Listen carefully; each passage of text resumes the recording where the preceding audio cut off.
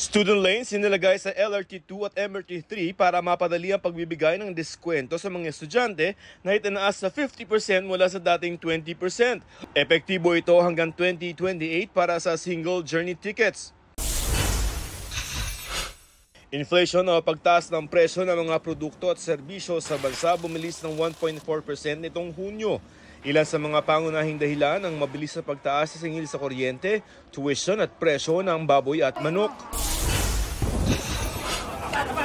12 PUV drivers sa PTEX sa Parañaque arestado matapos mahuhuling tumataya umano sa ipinagbabawal na isabong. Ayon sa pulisya, sobra rin maningil ng pasahe ang mga driver pag natatalo, bagay na itinanggi ng mga naaresto. Naharap sila sa reklamong illegal gambling. Naresto namin sa salang Article 168, illegal possession of used or false treasury or banknote.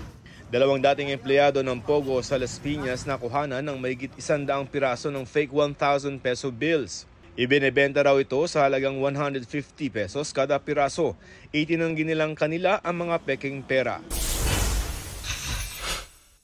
Pangulong Marcos at Canadian Prime Minister Mark Carney nag-usap sa telepono at tinalakay ang pagpapalalim ng relasyon ng dalawang bansa. Nagpasalamat din si Marcos sa mabilis na pagtugon ng Canada sa trahedya sa Vancouver ng Lapu-Lapu Day Festival kung saan ilang Pilipino ang nasawi sa pananagasa. Joseph Morong nagbabalita para sa GMA Integrated News.